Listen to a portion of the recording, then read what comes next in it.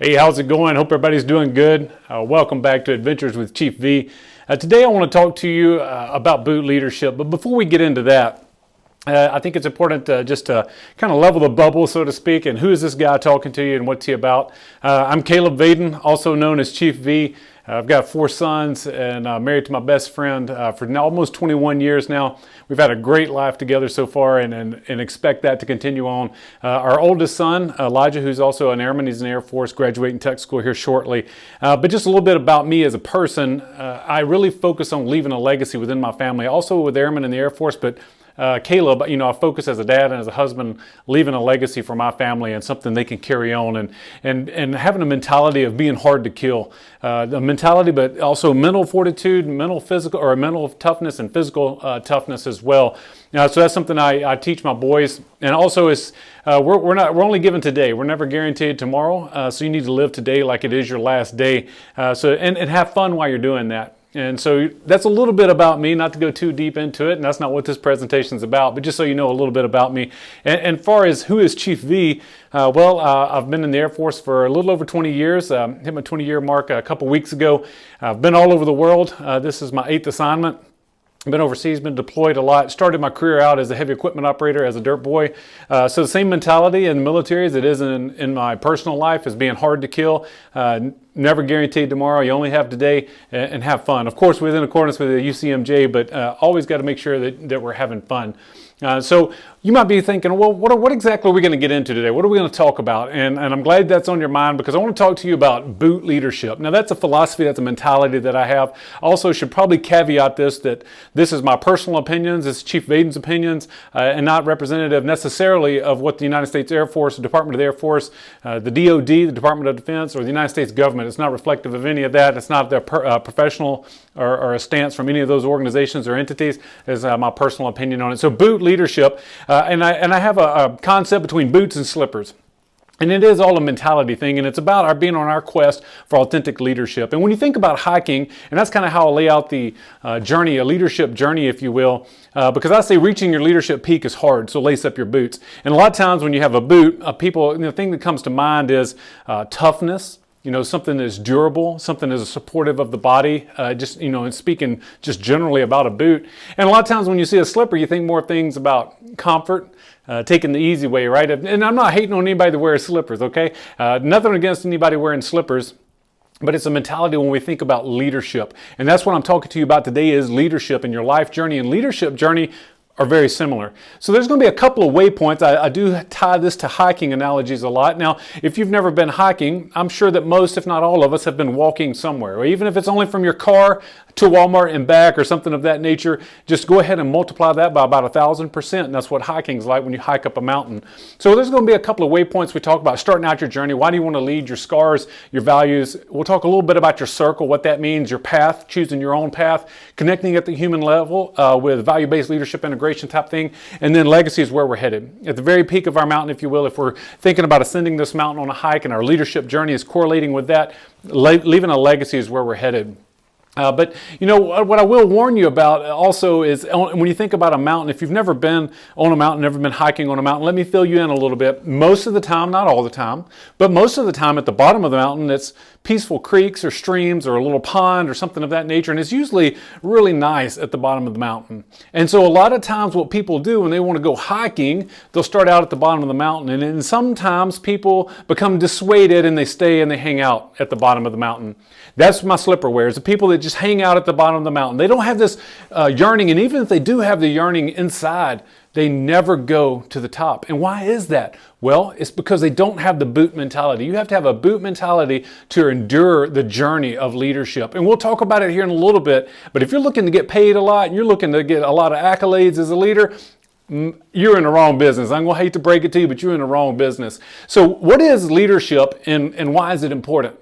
Many people will say that everything rises and falls on leadership, but they don't take any actions to actually make that happen.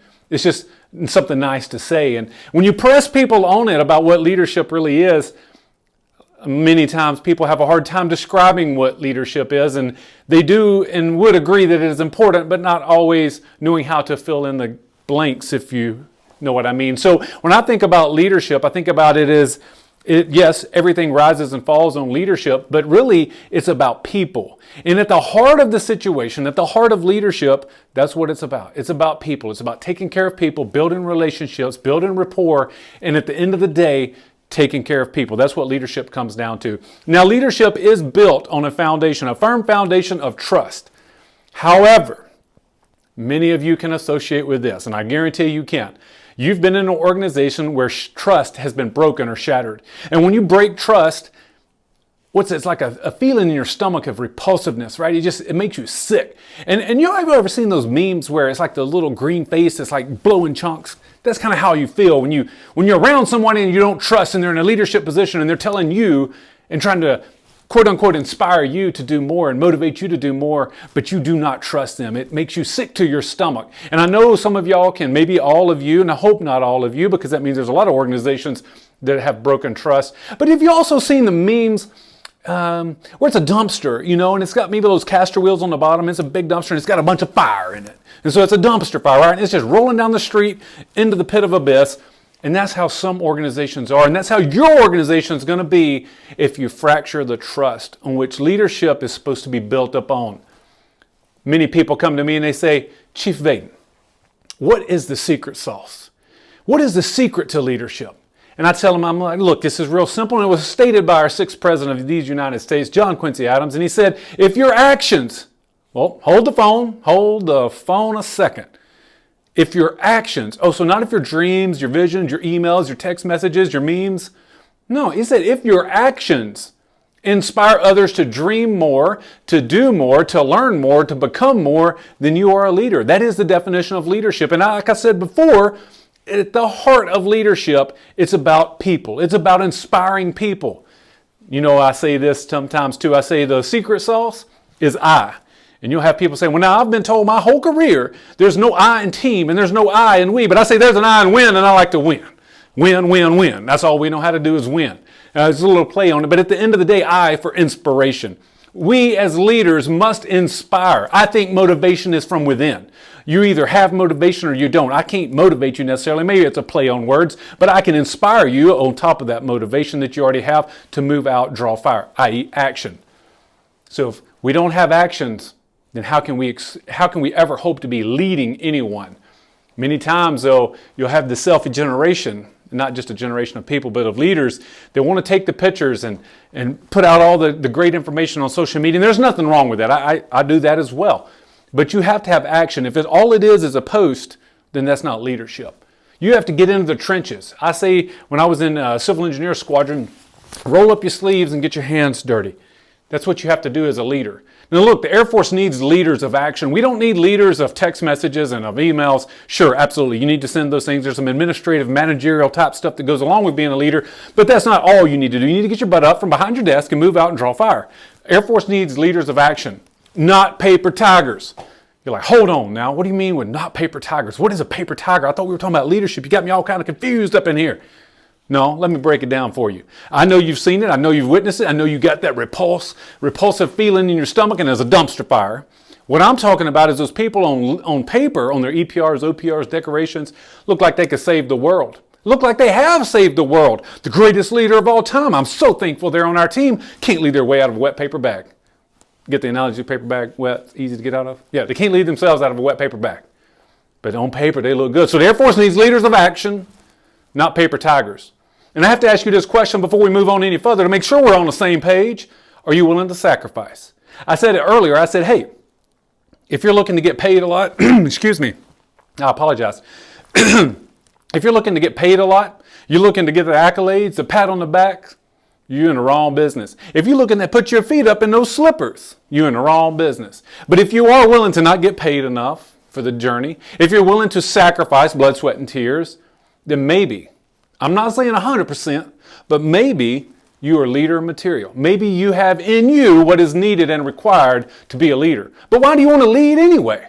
What are your values? What are your scars? Really, you need to think about that. Why do you want to lead? And then we'll get into this a little bit, right? But I need us all on the same level playing field of why, understanding what leadership is, what it's built on, how you get after it, And then why do you want to lead? Remember, I said it ain't going to be easy. You're going to strap up your boots. Hiking up a trail is not easy. There's pitfalls everywhere. There's rabbit holes, spur trails. There's everything. You got to be on the lookout. You got to make sure that you know your situation. You know your, we say in the military, situational awareness. And you got to have some durable footwear. So to be a leader, you got to have some durability up here. So who are you really? Like really, who are you? That's important to know your values. I know the Air Force has given us values, integrity, service, and excellence. There's nothing wrong with those values. I'm not downplaying those at all. But a lot of us have our own personal values. All of us have them. Some of us know them and some don't. But all of us have personal values. And when you do not know your personal values, you cannot tell me what your why is. Simon Sinek talks about it. He wrote a book about this. He's written many books, but he wrote a book about this, made a couple of videos about it, and there's all over YouTube. Just search it. Start with why. Now, it might be written from an organizational standpoint, but I'm talking about it works with us at the individual level as well. So if you can't tell me what your why is, you can't tell me why you want to lead. Is it for more money? Because guess what? I just told you ain't going to get it. So sometimes, and I'll break this down even a little bit further for at the Air Force level, people come in and tell me, my friend Joe Bogdan, Chief Bogdan, has the same thing happen to him. I want to be a Chief Master Sergeant. Tell me how to be a chief. Why do you want to be a chief? Oh, well, that's a good question. Is it for the paycheck? Because it ain't going to be worth it, right? So you just get into the heart of the situation.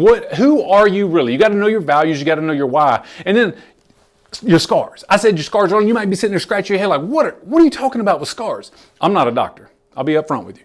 But I know from my background, the rough background that I came from growing up, the way I grew up, the different challenges that I had, the abuse that was in my life at an early age, and we won't go down that rabbit hole too far. But there's a lot of scars that I had. Now, I will say I do not subscribe to we are shaped by our situations. We are shaped by our environment. We can never get away from it. I don't subscribe to that because I've been in that environment. I'm no longer in that environment. I don't raise my sons in that environment, and I don't lead in that environment. So I disagree with that. I do not subscribe to that. What I do subscribe to is that our environment has the ability to put us into a situation where we have the power to make a decision. Now, many times people don't realize that. Now, I know this is not for everyone. There are some situations that psychologically you might not understand that you have the power to make a decision. I'm talking about once we're out of that situation and break the cycle and move forward. So you're going to have to come face to face with your scars if you ever want to be a highly effective leader. Now, you might be effective, but to reach your potential, to reach your maximum capacity, you're going to have to know who you are, what you stand for, what your why is, and you're going to have to come to terms with your scars. There's no way around it. That's just the way it is. So when you add those up, who you are, your values, your scars, your why, and then what you do. Remember, it's about action. It's not about talking. It's not about sitting and dreaming. Sure, leaders need vision, and leaders need to be able to sit down with their teams and have those types of discussion and strategize, if you will. But who you are plus what you do, those actions equals this. It equals either a leader or simply a human that's on the oxygen exchange program. Now, what I mean by that is those people that help grass grow, but they don't do much else, but they help the grass grow, the trees grow, whatever. Now, look, every human being is important in life, so don't misunderstand me here. When I'm talking about when it comes to leadership, if you're on the oxygen exchange program when it comes to leadership, because remember, you're entrusted, it's a privilege, it's not a right, you're entrusted and a privilege to lead, motivate, inspire people, human beings. So if you're on the oxygen exchange program, I ain't got time or place for you.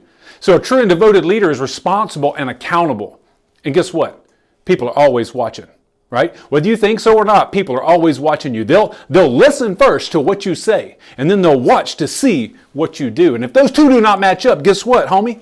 You're on the oxygen exchange program. Whether you think you are or not, the reality of their perception is you are, because you're not doing what you say you're going to do.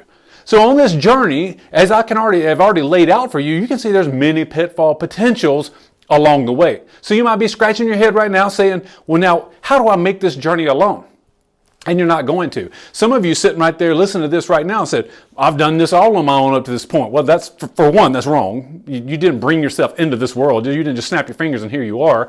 There are other people that are involved. There are other humans, whether you want to give them credit or not. Now, some people that do the negative things to us, like I explained before, we have the power of choice. And don't ever let anybody take the power of choice from you. You have the power of choice to move out in a different direction or fall victim to it and go on the same direction in which you were in to start with, whatever that situation or environment is. But what I want to challenge you to do is put some people in your life that are important. I want to talk about the inspired, the grateful, the motivated, the passionate, and the open-minded. Those are the types of people that I want you to put in your circle. Some people might call them your advisors, trusted agents, your sponsors. I want to talk to you about the theory of 5. Now, it doesn't matter whether you believe in the theory of 5 or the 5,000. I don't really care. What I want to talk to you about, and it's been proven, is those people that which you surround yourself with and spend the most time with, you're most likely to become like them. So that's why I want you to surround yourself with people in your circle, the inspired, the grateful, the motivated, the passionate, and the open-minded, so that they can pull up beside you and help you through on your journey. There's an ancient proverb, African proverb, that says, if you want to go if you want to go fast, go alone. If you want to go far, go together.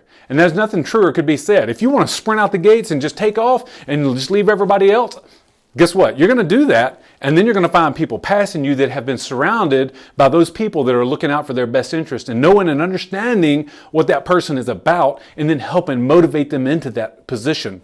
And they can help them get through the tough trials when you're going to be out there all by yourself not doing it. And have y'all ever been on social media? I know you have. Now, you ever gone on social media and you go into the comment sections, and it's just like an echo chamber of hate and vileness in there? It's just ridiculous. I'll use an example. Here recently, the United States Air Force, all over across the DoD, has changed hair standards, but we'll stick with the United States Air Force, has changed hair standards for our female airmen and female guardians. And you'll go on some of those posts, and it has no effect, no bearing on anyone that's commenting, in no negative way, in any type of negative way, or any kind of impact on them and their mission at all. And they're just spitting vile hatred. Some of y'all need to look around your circles right now, what I'm talking about, because you got your slippers on, and you got people in your circle that are indifferent, closed-minded, negative, lazy, ungrateful. You're like, no, Chief, you got the echo chamber of hate around you. Anytime something goes wrong, you're like, this is stupid. Yeah, man, you're right, that's stupid. I'm not going to go do this. They can't make me do that. Yeah, you're right, man, they can't make you do that. You tell them. Look around your circle. Who's in your circle? I think it might be time for a change. If you have people that are just agreeing with you all the time, even when you're down and you're in the dumps, I guess I should say especially when you're down and in the dump, and those people are agreeing with you, not trying to help you out, not motivating you, not inspiring you, there's an echo chamber of stupidity and hate in your life. And you need to look across your circle and change some things. I'm not saying those people are bad people. I'm just saying they're not good for you. Because when you combine all that together, just imagine it in your head, there's an old nasty dumpster just sitting there on fire with a bunch of smelly stuff. That's exactly what you have in your path, and that's a block, and that's an obstacle. And I will say a lot of times I talk about turning obstacles into opportunities. That is not one you can turn into an opportunity unless you're pushing off the side of the mountain. You need to get rid of that. That's going to lead you to failure. That's what slipper wearers do. They put all the haters in their group. The boot wearing leader, you know what they put in their group? Inspired, grateful, motivated, passionate, open-minded people, because it leads to success. Because they understand that they're not going to make it on this journey by themselves.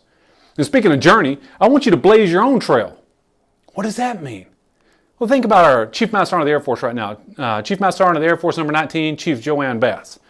Or maybe the SEAC, Chief Colon Lopez. He was my command chief when I was out at Kadena. But both of them, and why do I bring them up? Well, for one, first airman to be a SEAC, and then also the first female Chief Master Sergeant of the Air Force. They blazed their own path. Both great chiefs, but both handled things differently, did things differently. So I want you to know that you can be unique. There's not a specific mold out there to be a leader. There's not. No matter what somebody tells you, there's not. Now look, when I say be yourself and be authentic and being vulnerable, because that's what your airmen need, they need you. What I'm not saying is just completely be you without any change. You might need to change a couple of things and remember that circle we talked about, right? If you have that circle around you that's going to say, hey, you know what? Caleb, you told us that your values, your personal values, which when we talk about mine, are faith, family, and service. So if you say faith, but man, you really seem off the mark with your faith. Or you say family and you really seem like you're spending more time at work than you are with your family or with your service. You get the idea. I need people, and I have them in my circle, that will challenge me on that. So what I'm saying here is be you. Yes, be you, be authentic, be vulnerable, but be open to feedback to help polish maybe some of the rough edges that you might have, or blind spots or biases that you're not completely aware of. Obviously, it's a blind spot, so you wouldn't be aware of it. You need those people in your life to help you in that regard. Never forget, I don't want you to ever forget, no matter what you're going through in this leadership journey, the feedback that you're taking, never forget it's about the people. Because as soon as you forget it's about the people, then you'll be less likely to listen to that feedback from your circle. Oh, Chief, I wouldn't do that. Oh, really? You wouldn't? Oh, okay. I haven't seen it over the last 20 years that I've been in the Air Force. I'm sorry. I must be wrong. No, you will. That will happen. If you forget it's about the people and you're chasing stripes or you're chasing whatever it is that you want to be chasing, the feedback that you're getting from your trusted circle will start to seem like criticism and people being cynical versus trying to help you because you lost the sight. You lost the sight picture when you were looking up the top of the mountain through your binoculars. You forgot this about a legacy of building airmen, helping human beings. Because remember, it takes humans to power this fabric of our nation, not machines. It takes humans. So never forget that it's about people. And it's a privilege to lead our airmen. It's not a right. You don't have a right to lead our airmen. There's nothing that says, hey, now that you're a staff sergeant, now that you're a master sergeant, now that you're a chief master sergeant, you have arrived and it is your right to lead people. Now, I know you've come across people like that, right? I know you have. If this wasn't in a virtual environment, if this wasn't on a podcast or a video, I guarantee you I'd see hands go up. There's people out there that think that everybody else, it should be a privilege to them for them to be led by whoever, right? So I might be like, well, I'm Chief Vaden, and it's a privilege for them to be led by me because I'm the best. I know you've come across people like that. And even if they didn't say that, because most people won't say that unless they're in the echo chamber of hate on social media, but they act like it. And those are the actions that are wrong and bad, right? Remember I said leaders are people of action? That's the wrong kind of action. So when you think about this being a privilege to lead our airmen, do not waste the opportunity. And the way you waste the opportunity is go and act a fool and go and think that you're above everybody else or think that you've arrived and not open for feedback and you don't have a good circle of people around you. Don't waste it. Because guess what? Somebody's counting on you to be the leader that their son, their daughter, their nephew, their niece, their auntie, their uncle, whoever that is to that other person that's very special and important to them, they're entrusting you. And guess what? On top of all of this, we need it. Because we need people that are ready, always ready to go. Now, I'm not saying that we can't take a break and take a knee. I'm not saying any of that. That's a whole nother conversation. But you're going to waste it. If you act a buffoon, you're going to waste it. And then it's going to end up being, people are going to pay for it on the other end. People are going to pay for it. And it's not good. And it's not a pretty picture. And you start destroying lives. So when you think about connecting at the human level, I like to do this thing that I call, I don't call it this. It was named and termed this. I went to the Marine Corps Senior NCO Academy. They call it the Gunny's course. And they called it value-based leadership integration. It's basically value-based leadership and connecting at a human level. You know, like I don't know how it was for y'all when y'all came in the Air Force, but when I came in the Air Force, I was like, man, this is going to be great. This is going to be awesome. I'm going to change the world. Oh, wait. You know, because basic training was awesome. It was good. You know, you got through that and you're still motivated. And you're like, I'm an airman. This is awesome. And then you get to tech school and you're like, okay. Not quite as ate up, not quite as hippity hip, but it's still okay, so I'm still going to press on. And then, wham, you show up at your first duty station, and man, it's just like the wheels done come off. You're like, what is going on? There's a couple of dumpsters rolling down a hill that are on fire. There's people running around all over the place. Now, that's not all cases, right? But sometimes our mind, we might see that. We're like, man, what the heck is going on? Nobody looks proud to be an airman. And you know what happens in these organizations when you have that feeling? You might be able to associate with that. Thankfully for me, I wasn't that much of a crazy shift in things, but I've talked to a lot of airmen in my time that it is exactly a crazy shift like that. In some communities, it's really bad. Now listen, hear me out. We are not the Coddling Corporation. That is not what the United States Air Force is. We're the world's greatest Air Force. That's what we are. We're not the Coddling Corporation. Look, we're going to hold airmen to a high standard, but we can do that without being a buffoon. We can do that without being a butt. You know what I mean? We can do it by treating people as humans, addressing the situation, helping them through the situation, coaching them, more on that later, but coaching them through it and never disrespecting them as a human being. But we screw that up all the time. Oh, we don't? Oh, okay. All right. Well, then why do airmen come to me saying they think they're X, Y, and Z, whatever that rank is, and we'll leave it as agnostic as much as possible, is the soul reaper. The soul reaper. Why would make an airman think that? We're not in basic military training for the Marine Corps. They might get that impression that DI is a soul reaper, like going around taking souls.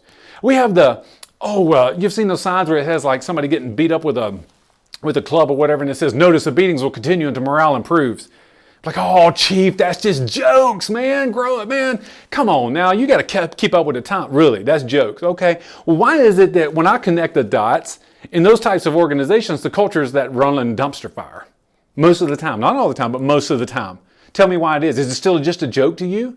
Maybe you grew up in that culture and you understand that. But a lot of airmen don't. Listen, when people come into the Air Force and become an airman, we have anywhere from, let's say, average of 22 years old. I don't know exactly what it is, but you know the age requirement has come up. But just say 22 years, even if it was only 18. But let's go with 22. They've got 22 years of forming before they ever come in the United States Air Force. And guess what? We're not all from the same spot. We're not all raised in the same location. So some people might understand that and think it's humorous, and a lot of people won't. So anyway, and then we have other people that are closed-minded. Just whatever idea you throw at them, or you threw at them when you were a young airman coming up, they're like, no, that's stupid. Or, no, you're not paid to think. That's a common one. You're not paid to think. You're right, I'm paid to defend the United States of America and the Constitution. That's what I'm paid to do. But I can have thought. Why do we do that? Why do we shut people down? It always baffled me, like why we did that. Like just so ingrained. And I'm telling y'all, boot leaders are not ingrained like that. You welcome new ideas. Now, you're not going to be able to accept every new idea, but you can explain why you cannot accept that idea, or maybe it needs to be tailored. Listen, again, we're not the Coddling Corporation. I don't want you thinking we're going to just sit off to the side and just high-five everybody, be a good cheerleader for everybody, and just let it go into the dumpster fire. I'm not saying that at all. You can hold people, and you will hold people to a high standard as a leader, but you're going to be a good human about it. And you're going to do it like a good human would do it, which means you're going to respect the other person regardless of where they're from, what they look like, what their religious beliefs are, you name it. It doesn't matter how different or what they're different about than you. You're still going to respect them. That's part of the inclusion piece. A whole nother briefing, whole nother presentation, but part of the inclusion piece. Listen, we're professional leaders that connect at the human level. Our job, support and defend the Constitution of the United States of America. And I'm going to hold you to that high standard so we can make sure that we're ready to do that. But we're not going to be the soul reapers, and we're not going to be the beatings are going to continue until morale improves. I'm just going to keep hammering you. And we're not going to be the closed-minded. That's not what boot leaders are. Remember, the Air Force needs leaders of action, and let's put in there, because it's a Calebism, boot leaders. We need boot leaders, not slipper wearers, not people. Going back to the dumpster fire, you ever go into that organization where that is a dumpster fire? Did you ever see the slipper wearers doing anything about it? No, you see people like, man, they should do something about that. Well, that's done got out of hand right there. Well, you know why they're not? Because they got slippers on. You ever try to put out a fire with slippers on, you're going to catch your feet on fire. That's what you're going to do. Anyway, I digress. But boot action. What is boot leadership in action? Well, I'll tell you what it is. It's an action that creates growth, or is equal to growth, for culture, a growth culture, and a safe environment in which to do that. Let me explain.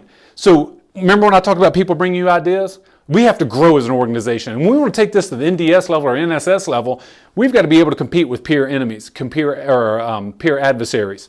How are we going to do that if we don't grow? We have to be able to grow. And so we need to have a culture of growth, not only as in the military necessity piece, bombs and bullets and machines, if you will, and from that aspect of it, but we need to grow as human beings. If we don't grow as human beings, then those machines are going to be worthless, and we're going to fail. So again, your job as a leader, your number one priority and the most precious charge that you have, taking care of people. And you got to make it safe. Now, I'm not talking about sitting on the corner saying, "Kumbaya." I'm talking about where they can fall down, and then you're going to show them how to get back up and press on. You need to connect. Connect with them. Know their story. What is their story? Everyone has a story. And if you want to get to the heart of someone and get to know them as a person so that you can inspire them, you've got to know them. Because if you don't know them, you won't be able to inspire them.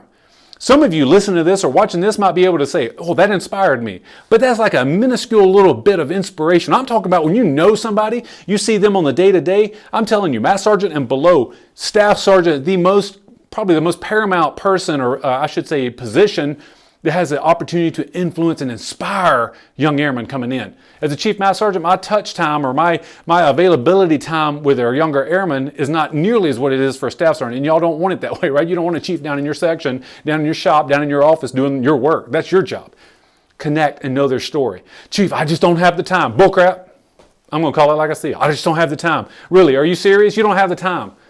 Well, however long you've been listening to this, probably 20, 30 minutes, whatever it's been, nobody aggressed your position. Nobody took you out. You've got the time. The benefit of getting to know people and connecting and building relationships far outweighs anything that would say, "Hey, I took 5, 10 minutes out of my day to get to know someone." And you want to make a really great impact with someone, call their special people. Those people who might be a mom or a dad, auntie or an uncle or cousin, a nephew, whoever is back home for them that is important. You want to make a huge impact in that person's life that you're entrusted to lead. Remember I said entrusted. It's a privilege. People are dependent on you to do it right. Those are those special people back home. Not only me as the Chief Master Sergeant, but those special people to them that are really, really important. I have a picture of my son here. So if you're watching this on video form, you'll see it. And if not, then you'll just have to find the picture somewhere else, I suppose. That's my oldest son. He's an airman.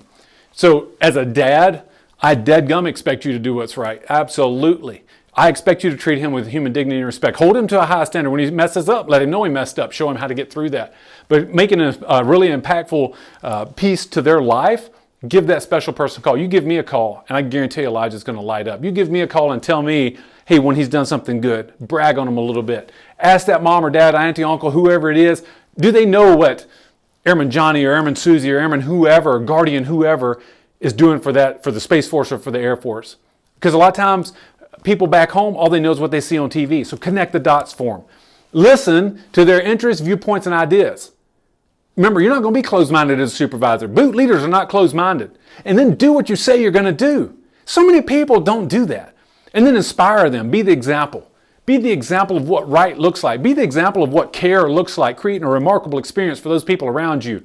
That's part of my why statement if you want to know it. Create a remarkable experience for those people that are around me that I'm entrusted to lead and inspire so that they know that they matter, that they count, that their ideas are important, that they have potential that maybe they don't even know about yet.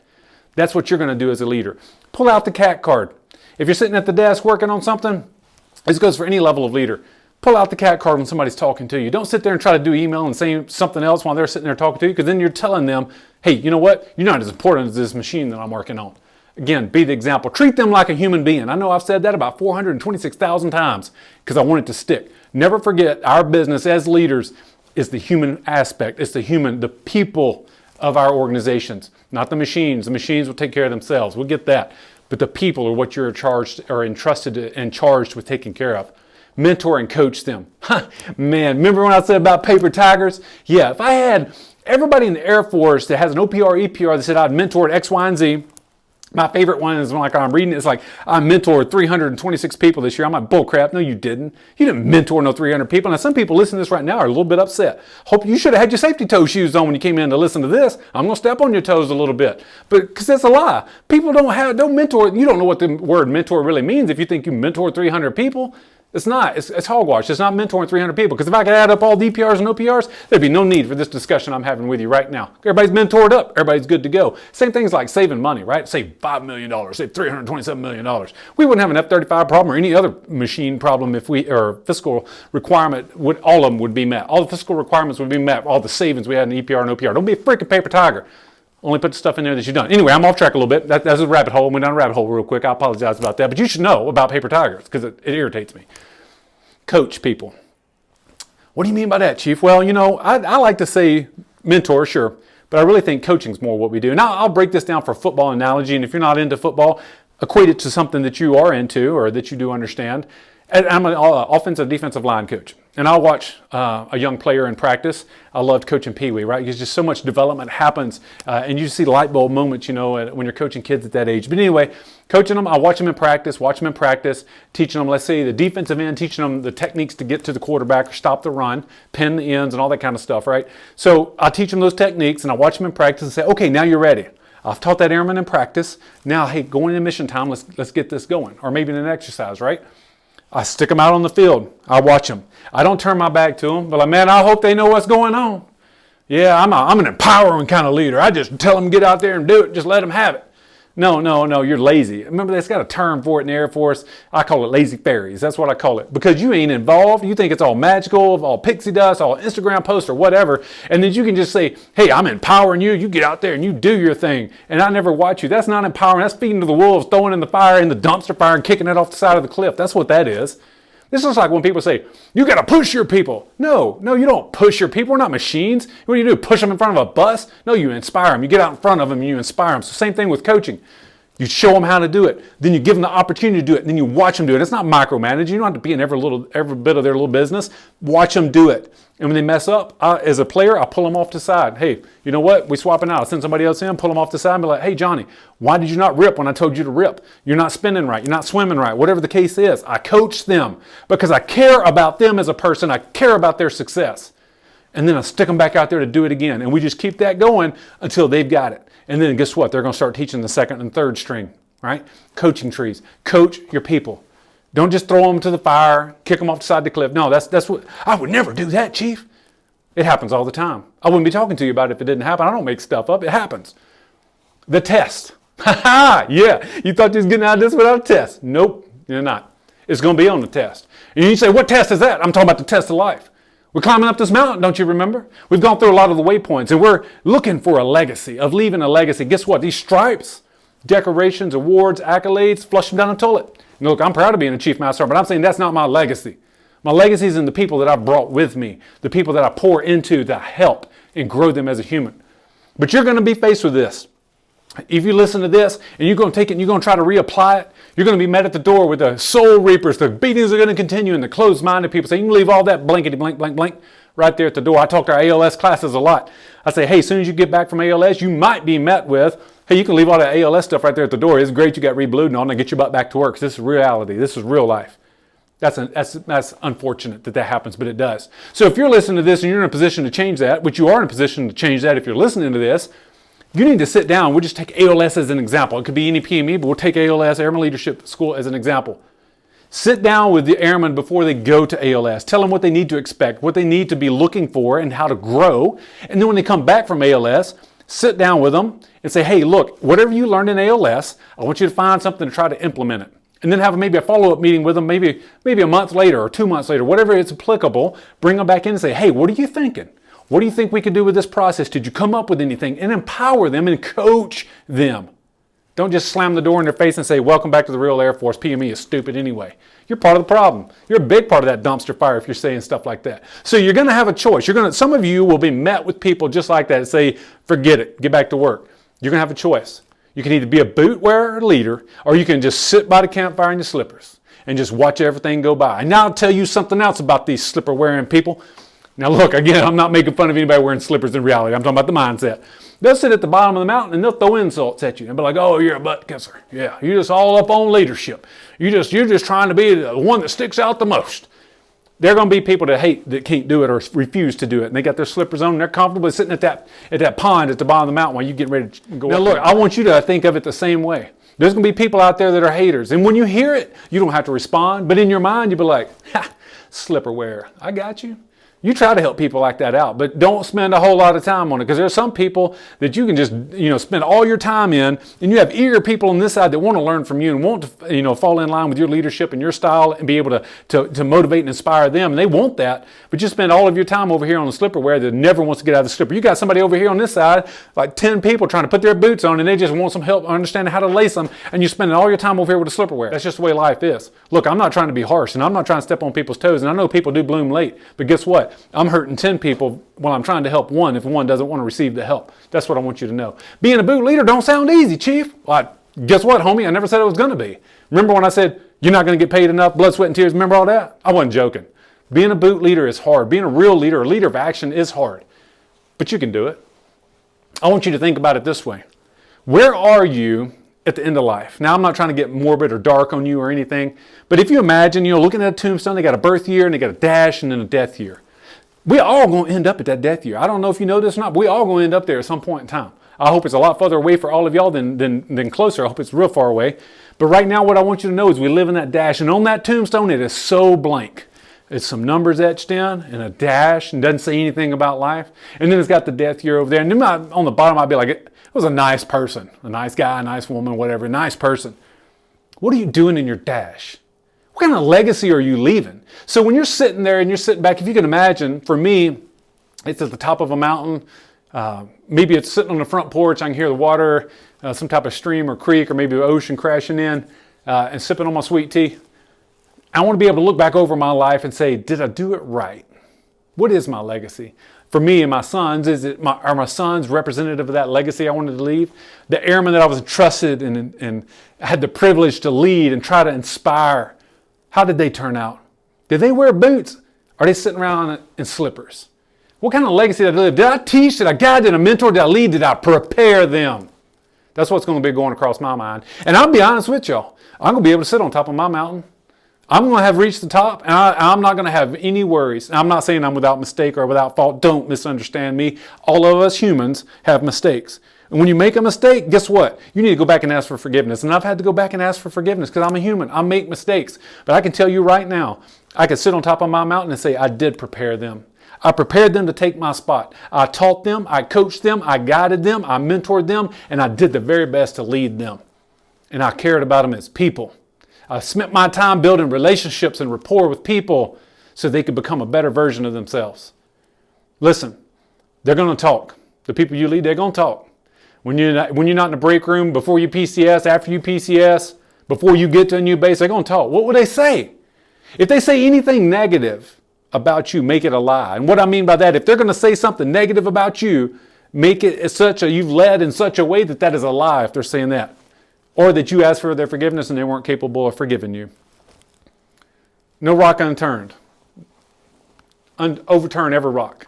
And what I mean by that is take every opportunity to make the most out of your life in your dash. Don't leave your dash at the end of the day when you're sitting on top of your mountain or deep sea fishing or wherever your happy spot is, and you're looking back over life and you're like, man, I wish I would have done more. If you live your life like that, you have failed. You have not left a legacy. Don't do that. And what will they wear? Those people that are supposed to follow you, what will they wear? Will they wear boots or slippers? Make sure they're wearing boots. I want you to be a legend. Be a boot leader.